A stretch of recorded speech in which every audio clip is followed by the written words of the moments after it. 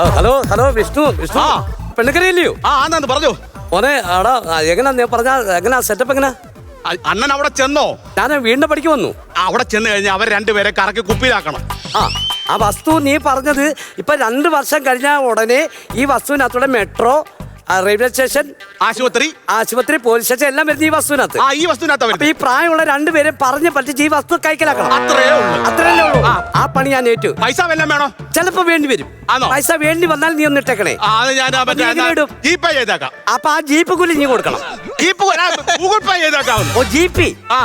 അപ്പൊ അത് നീ കൊടുക്കണം. ഞാൻ പറയുമ്പോ ഇട്ടാ മതി. എടാ ഞാനൊരു കണ്ണാടി വെച്ചിട്ടുണ്ടോ? അത് വൃത്തിയായിട്ടുണ്ടോടാ? നീ പാന്റ് ഉടുപ്പൊക്കെ ഇട്ടോണ്ടാണോ പോയേക്കുന്നത്? വേറെ സുരേഷിന്റെ പാന്റും രമേശിന്റെ ഷർട്ടും. അവർക്ക് ഡൗട്ട് ഒന്നും അടിക്കരുത് കേട്ടോ. പാന്റ് ഉരിപ്പോ നോക്കിക്കോണേ. അത് ഞാൻ പിടിച്ചോളാം. അപ്പൊ അങ്ങനെ ഉണ്ടെങ്കിലേ ഞാനെന്നാ വീട്ടിലോട്ട് കയറി ചെല്ലട്ടെ. ഞാൻ നോക്കണം ഇവിടെ ആരും ഉണ്ടോ നോക്കണം ആദ്യം. ഓരോ ജോലി ചെയ്യാൻ പറഞ്ഞു കഴിഞ്ഞാൽ ഇതെന്തെടുക്ക? അതെ, എന്റെ ഭാര്യ ഒരു കർക്കശക്കാരിയാ. അവള് കർക്കശക്കാരി? അതേത് ജില്ല? അത് കർക്കശ ജില്ല. പാലക്കാരി, കോട്ടയംകാരി അങ്ങനെ കേട്ടുണ്ട്. എന്നെ പോലെ ജില്ലയല്ല, അവള് ഒരു നിർബന്ധക്കാരിയാണ്. അവൾ എന്നോട് പറഞ്ഞത് ചൂലെടുത്ത് തൂത്ത് വൃത്തിയാക്കണമെന്നാ പറഞ്ഞേക്കുന്നത്. ചൂലെടുത്ത് ഇവിടെ തൂത്ത് വൃത്തിയാക്കാനായിരിക്കും പറഞ്ഞത്. എന്റെ പട്ടിയായിരിക്കും അങ്ങനെ. അങ്ങനെ ചെയ്യാൻ പാടില്ല. എന്നെ മനസ്സിലായോ? മനസ്സിലായില്ല. ആരാ? കുട്ടി. അന്നേന്റെ കാര്യം എന്തുവായിരുന്നു? അച്ഛാ സത്യം പറഞ്ഞ ഞാൻ ഇവിടെ വന്നതല്ല. പക്ഷെ എനിക്കുണ്ടല്ലോ നീ ഇവിടെ വന്ന് നിൽക്കുന്നത് പോലെ അങ്ങ് തോന്നുക. അതല്ലെന്ന് ഇവിടെ വന്നാലെന്ന് പറഞ്ഞാൽ ഞാൻ വേറൊരു വീട്ടിൽ വന്നതാ. എന്നാ പിന്നെ അങ്ങോട്ട് പോകരുതോ? അതല്ല, അവിടെ ചെന്നപ്പോ ആളില്ല. ഞാൻ ഇരിക്കുന്നതിന് പ്രശ്നമുണ്ടോ? ഇരിക്കുന്നതിന് പ്രശ്നമില്ല. അപ്പൊ ഞാൻ ഇരുന്നോട്ടെ. അച്ഛാ ഇവിടുത്തെ താമസം ഭയങ്കര മോശമാണല്ലോ. ഭയങ്കര മോശമാണ് ഇവിടുത്തെ. ഞാനിവിടെ ജോയിയുടെ അവിടെ, ഡോക്ടർ ജോയിയുടെ അവിടെ. അയ്യോ, അവിടെ ആരുമില്ല. അവിടെ അവര് മാത്രമേ ഉള്ളൂ. ഇവിടുന്ന് എത്ര ദൂരം ഉണ്ട് അങ്ങോട്ട് പോകാൻ? അതാ ഞാൻ ചോദിച്ചു. ഒരു അരിമുക്കം പോലും ഇല്ല. അപ്പൊ ഞാന് സത്യം പറഞ്ഞ അവിടെ വന്നപ്പോഴേ എനിക്ക് ദാഹിച്ചു. അപ്പൊ തുള്ളി വെള്ളം കുടിക്കാൻ നോക്കുമ്പോ ഒരു വീടുമില്ല. കേൾക്കത്തില്ല. തുള്ളി വെള്ളം കൊണ്ട് വാങ്ങിക്കോട്ടെ. എന്നിട്ട് മനസ്സിലായി. വെള്ളം തുള്ളി കൊണ്ടുവന്ന പിന്നെ വെള്ളം കാണുമോ? തുള്ളി കൊണ്ടുവരാനല്ല പറഞ്ഞത്, തുള്ളി വെള്ളം കുടിക്കാൻ അണ്ണാക്കിലോട്ട് ഇറക്കാൻ കൊണ്ടുവരാനാ പറഞ്ഞത്.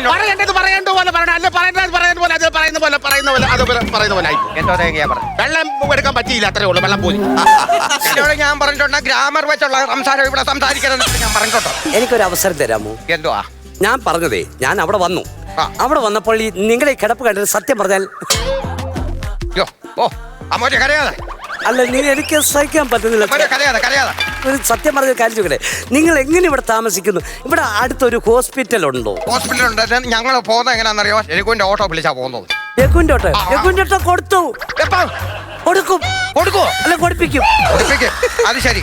അപ്പം ഞങ്ങൾ എത്തിച്ചെയ്യണമെന്നാ പറഞ്ഞത്. ഞാൻ ചോദിച്ചു ഇവിടെ അടുത്ത് ഹോസ്പിറ്റൽ ഉണ്ടോ? വന്നേ.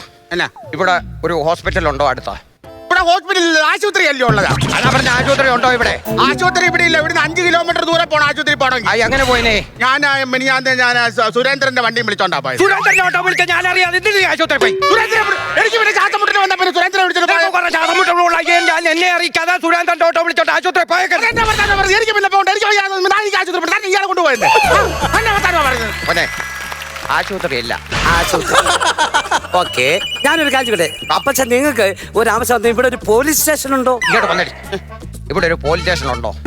ഇവിടെ പോലീസ് സ്റ്റേഷൻ ഇല്ല. നിങ്ങളുടെ അച്ഛൻ തേങ്ങാ പൊട്ടിച്ചെന്ന് പറഞ്ഞ് എന്നെ വിളിച്ചോണ്ട് പോലീസ് സ്റ്റേഷനിൽ കൊണ്ടിട്ട് അന്നാണ് ഞാൻ ആദ്യമായിട്ട് പോലീസ് സ്റ്റേഷനിൽ കയറുന്നത്. ഇതേവരെ ഞാൻ പോലീസ് സ്റ്റേഷനിൽ കയറിയിട്ടില്ല. എനിക്ക് നീ ഒന്നും കയറാമോ അങ്ങോട്ട്? നിന്റെ ആങ്ങളെ നിന്റെ താന്തായി കൂടെ അടി എന്നെ പോലീസ് സ്റ്റേഷനിൽ കയറ്റത് അത് ഞാൻ ഇതുവരെ മറന്നിട്ടില്ല കേട്ടോ. പോലീസ് സ്റ്റേഷൻ ഇല്ല. ഓക്കെ,